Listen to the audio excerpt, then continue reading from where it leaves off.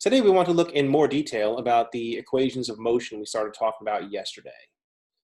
So the idea behind these and where they fit into differential equations is based on the observation that acceleration due to gravity is constant. Since acceleration is the rate of change of velocity, we can integrate the acceleration to find a function for velocity. And since velocity is the rate of change of position, we can integrate the velocity to get to the position. But it started with a differential equation.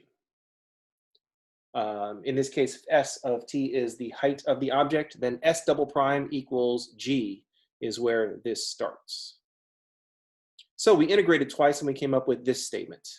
The height of an object at t seconds after being thrown with an initial upward velocity of v naught from an initial height of s naught is given by negative a half gt squared plus v0t plus s0, where g is the acceleration due to gravity, which on Earth is 9.8 meters per second squared, or if you're old school, 32 feet per second squared, or feet per second.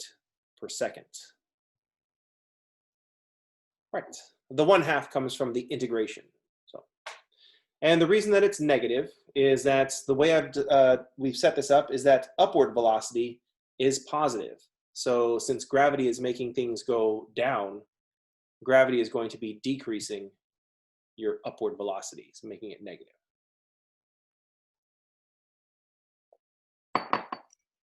Any questions?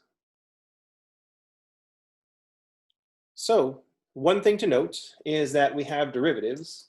Our velocity, we take the derivative s prime of t, we get minus gt plus v naught. And this is the velocity. If we take a second derivative, we just get minus g, and this will be the first derivative of the velocity.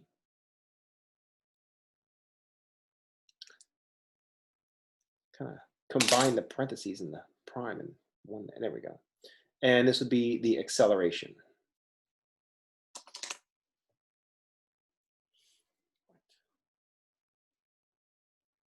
So here we are starting with our constant acceleration. We integrate once, and we can see how the acceleration affects the velocity based on some starting velocity. And then we integrate a second time to get our height.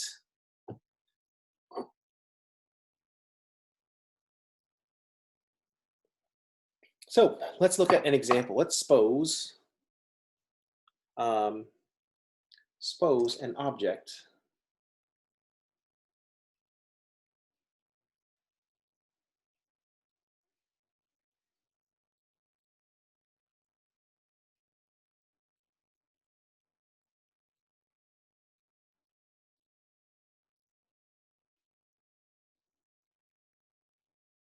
Let's suppose that an object is thrown with an initial upward velocity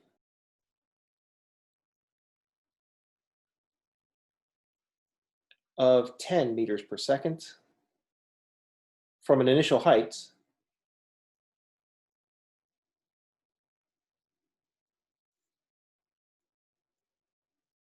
of 2 meters.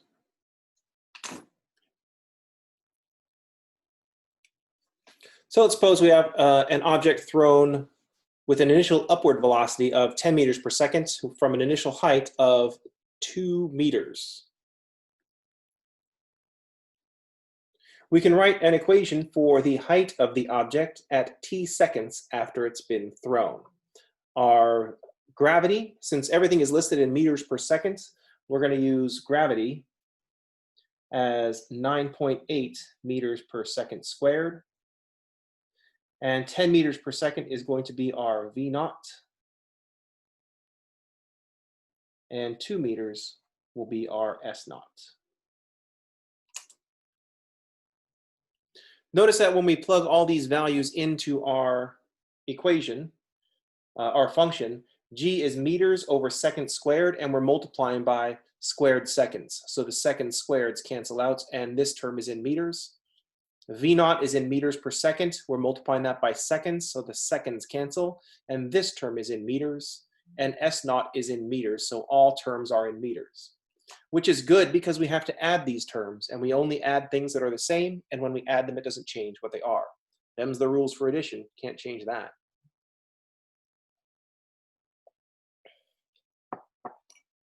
So let's write down our function for the height.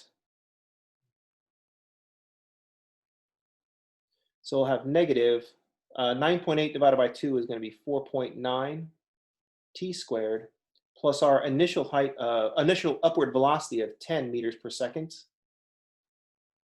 plus our initial height of 2 meters.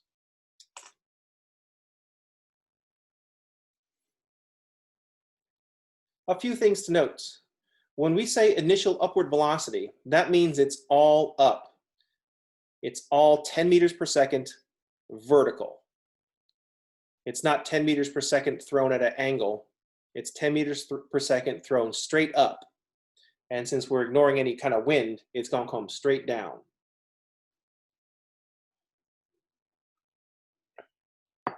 So our height S of t, and this is going to be in meters. Professor? Yes. Where's that negative 4.9 coming from? The negative 4.9 is 1/2 of gravity. Since everything's in meters per second and meters, our gravity is going to be 9.8 meters per second. And integrating twice from negative g to negative gt to negative 1/2 gt squared, that 1/2 came from the integrating, and 1/2 of 9.8 is a 4.9.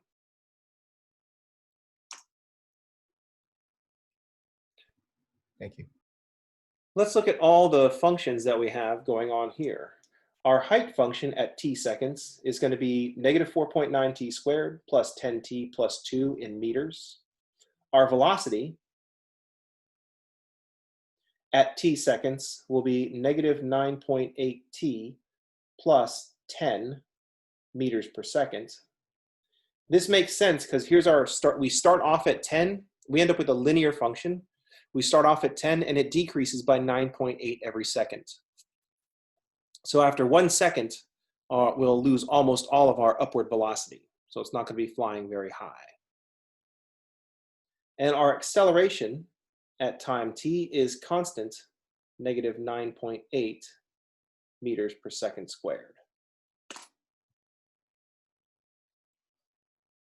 All right.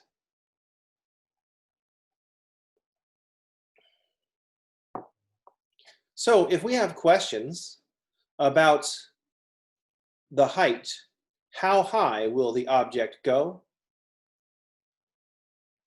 We can appeal to our height function. If we have questions, so like what is the maximum height of the ball or the object? Or when does the object land on the ground? Those are questions that have to do with the height above the ground.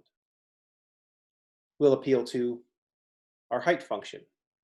If we have questions regarding how fast the object is traveling, what is the velocity of the object when it strikes the ground, then we'll appeal to the velocity function.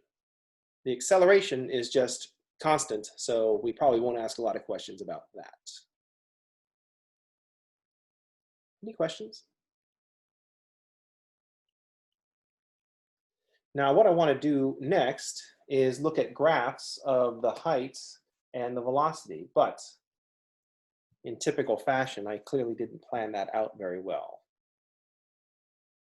So let's switch pages and look at graphs of the height and velocity. So our height, S of t, is going to be negative 4.9 t squared plus 10t plus 2. So our height is going to look like a parabola. So I'm just going to start by drawing a parabola. Attempt to draw a parabola. Here's our t-axis. We know it's a facing down parabola because the leading coefficient is negative. And I need to know where to draw the y-axis. And since it has a y-intercept of 0, 2, I'll say this is the point 0, 2. So here's my y-axis.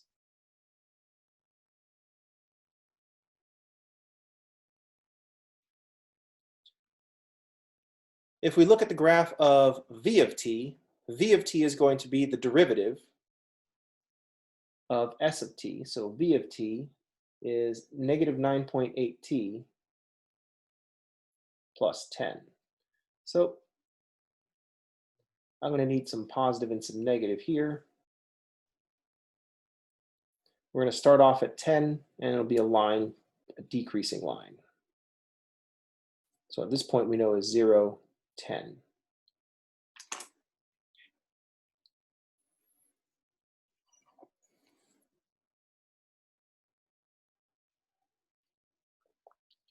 So there are certain things that we can tell based on these pictures. First of all, we're not reading this as the graph, as the path of the ball as it flies forward at all. This is the upward velocity. Down here is not a distance. This is how much time. So we can interpret some of these points. So the 0, 2, this is when the ball was thrown at 0 seconds. Oh, it's an object, not a ball.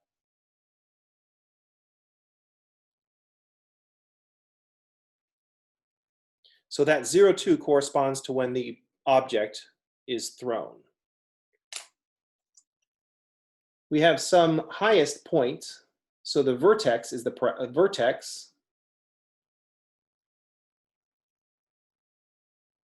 will be the time that the ball reaches its maximum height, and the time after it's been thrown, the ball reaches the maximum height and the maximum height of the ball. So the vertex indicates the maximum height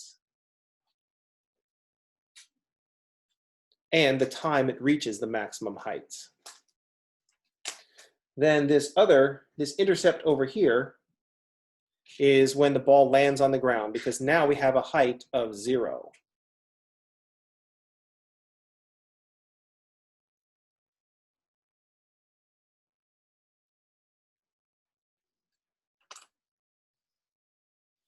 If we translate this over to our velocity graph, the initial velocity, this 0, 10 is the velocity, the initial velocity of the ball. So that's what's happening when the object, is thrown.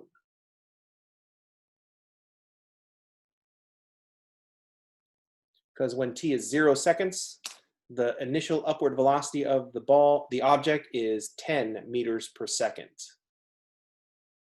The next point that happens is when the derivative goes from positive to negative.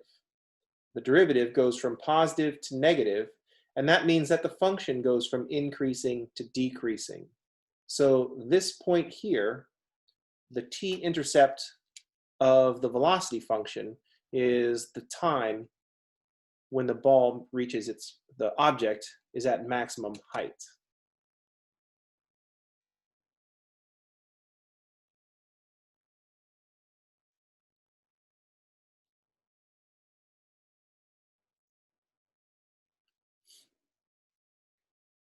And that makes sense, because when the derivative is 0, the function is flat. When the derivative changes from positive to negative, the function changes from increasing to decreasing. So this corresponds to the vertex of the parabola. When the derivative is 0, the function is flat.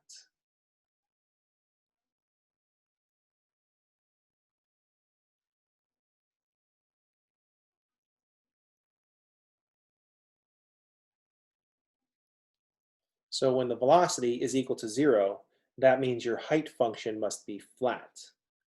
V of t changes from positive to negative.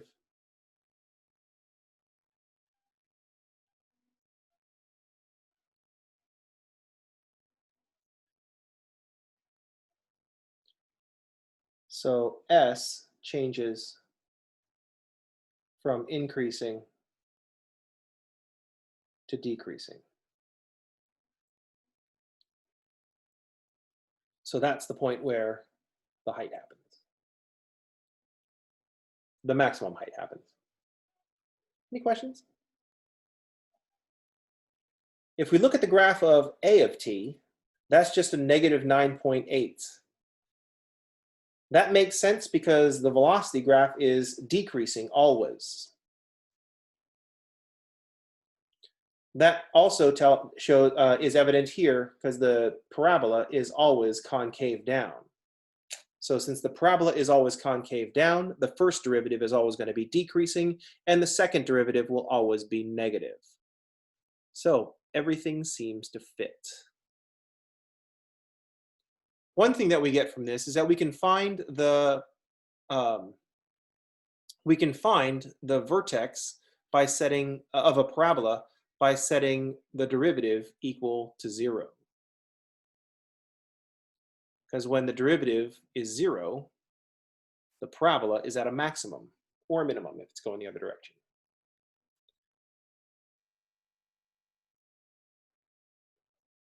Any questions? If we want to know things like when the ball lands on the ground, that's when the height is equal to 0. So we'll have to solve a quadratic equation. But that's no problem. We have the vertex. We just have to figure out the rest of it. Any questions? Comments? Snide remarks?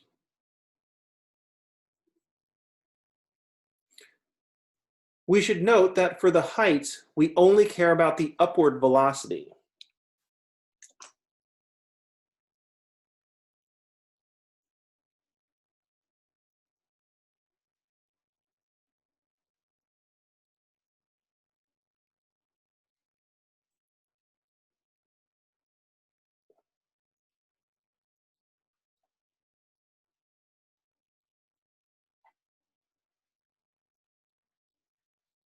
For the height function, we only care about the vertical velocity. If the object is launched at some angle, then we're going to need to break the velocity into horizontal and vertical components. So if the object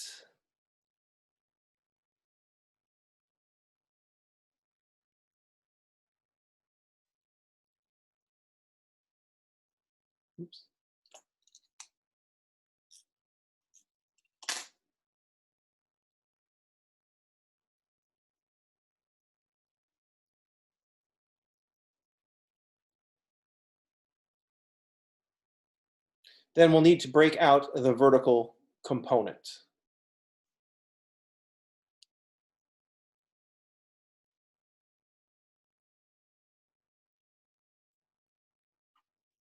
Of the velocity.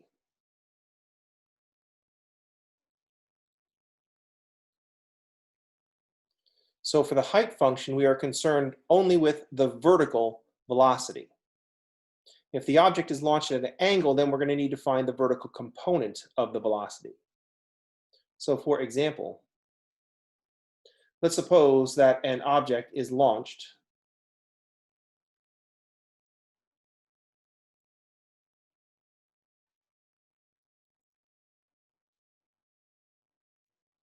with an initial velocity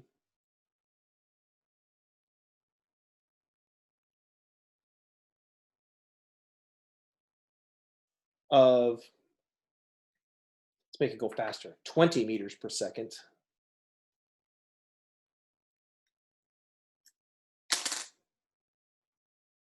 At an angle of 38 degrees. So it's not getting the whole 20 meters per second going up. It's only getting a part of it. It's spending 20 meters per second at an angle of 38 degrees. So some of that 20 meters per second is going horizontal, and some of that 20 meters per second is going vertical. So if we draw out the horizontal, what we need to do is just break the 20 meters per second into horizontal and vertical components. So let's draw. Here's our initial velocity. of 20 meters per second at an angle of 38 degrees. What we want to do is use a little bit of trigonometry to break this into vertical and horizontal components. So there's some horizontal stuff going on, but what we're interested in is the vertical component.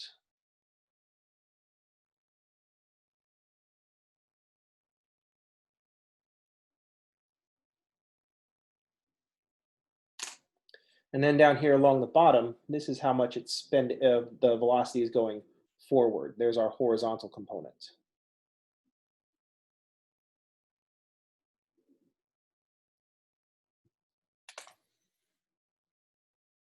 So since our horizontal and vertical components are at right angles, we can just use trig functions to calculate our vertical components and our horizontal components. So our vertical is, this side is opposite the 38, and we'll say the hypotenuse is the 20 meters per second. So the vertical component will be the 20 meters times the sine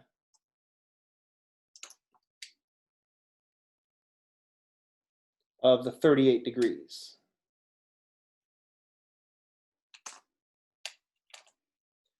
We use the sine of 38 because the vertical component is opposite the 38-degree angle in this case. So we just need our calculator on degrees for once. 20 times the sine of 38. So it's the initial upward velocity is only 12.3 meters per second.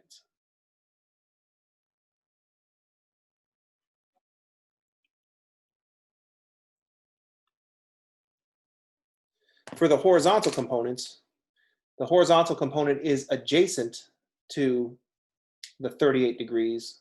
So we'll say the horizontal is 20 times the cosine of 38 degrees.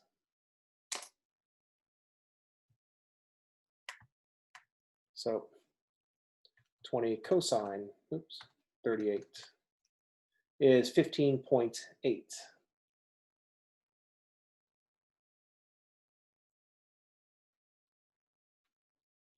So we can separate the motion of the initial motion into 12.3 meters per second vertically and 15.8 meters per second horizontally.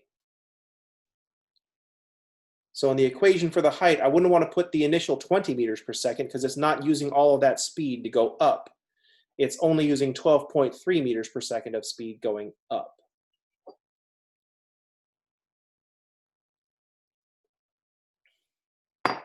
Moreover, gravity is only going to be pulling on this vertical component. So after 1 second, there's 12.3 meters per second upward velocity. After 1 second, it will decrease by 9.8. So we'll be at 2.5 meters per second vertically 1 second later, but gravity is not going to be pulling on the horizontal component. Horizontally, it'll still be moving at 15.8 meters per second. Any questions?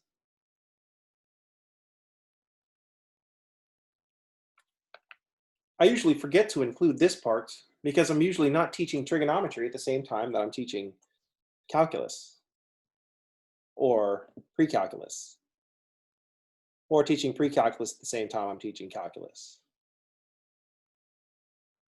What I'm saying is that I got reminded of doing this part because I'm teaching trigonometry, and I usually forget to break things into components. Any questions? Comments? Deep thoughts? Great, let's pause the video here and talk about next steps.